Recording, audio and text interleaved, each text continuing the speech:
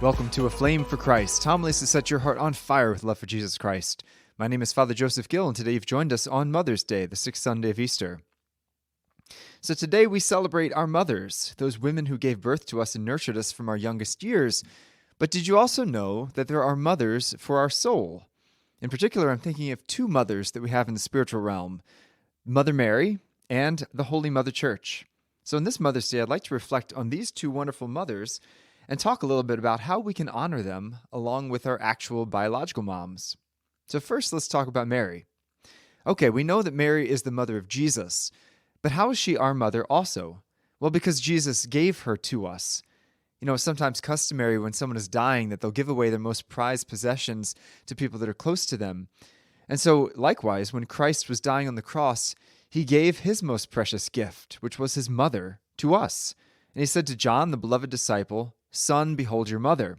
In doing this, really, Jesus gave his mother to all disciples, not just to John, including you and I. So if we accept the gift, we honor the giver, Jesus. And so accepting Mary into our hearts will give praise to the Lord.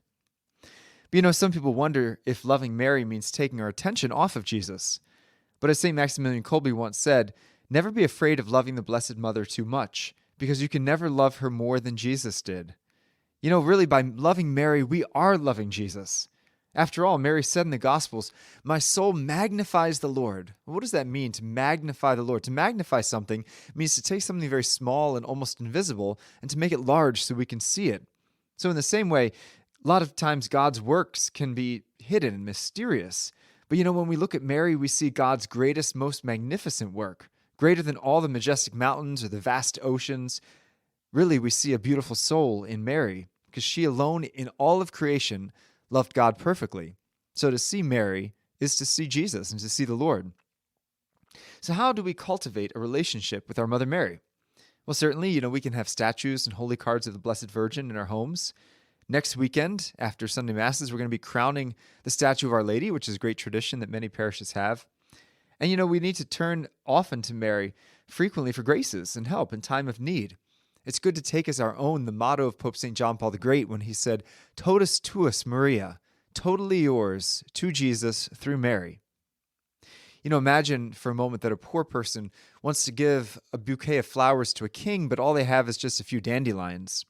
Well, they could take those dandelions to the queen, who would then place them in a basket with roses and orchids and make this rich bouquet of other flowers, and then present that to the king as if it were coming from the poor man. And this really is what Mary does when we offer our lives to Jesus through her. Because really, like in the grand scheme of this world, our lives aren't much. You know, sometimes our lives are damaged. We're certainly weak and poor.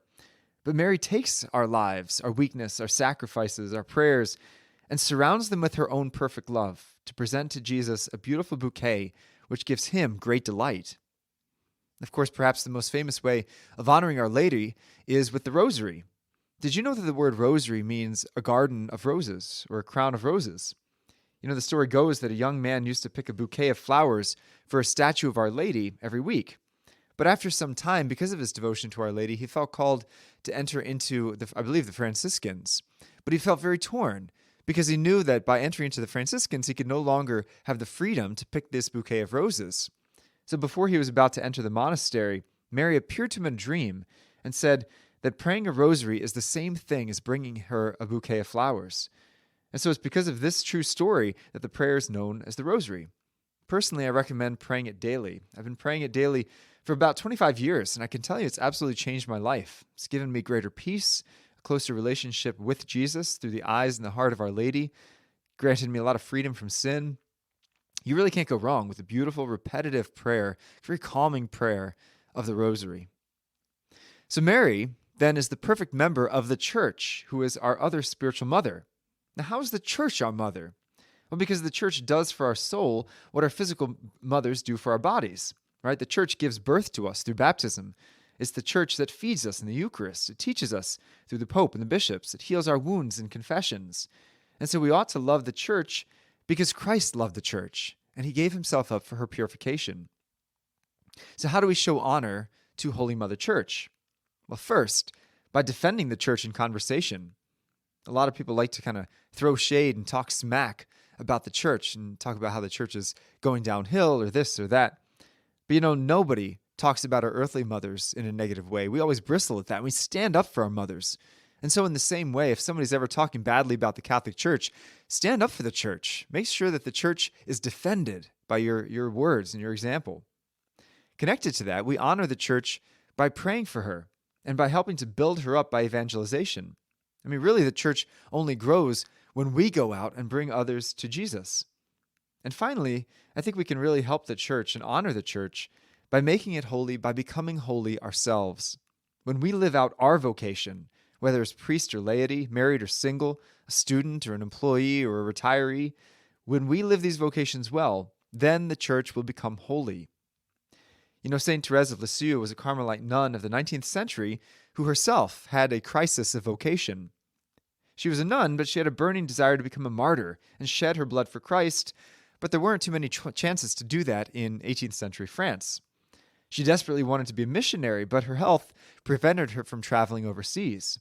And so in turmoil, having these burning desires, she turned to the scriptures and she noticed that St. Paul referenced the church and spoke of it as a body, the body of Christ. And St. Paul made the point that the eye cannot be the hand and the ear cannot be the foot. So there are many different callings in the church. And so she pondered this, but she thought, okay, well, but what's my unique calling? I understand that I can't be everything, but what am I supposed to be? And she kept reading. And the next chapter, in chapter 13 of 1 Corinthians, St. Paul began, I will show you a still more excellent way, the way of love. And she realized that the body of the church needed a heart, and that heart was afire with love.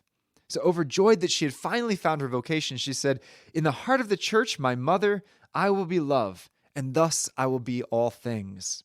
Because without love, martyrs would shed their blood no more. Without love, missionaries would never travel to far-off lands. So no matter what your vocation is, living it with a burning love for Christ and love for one's neighbor will sanctify the church, your mother.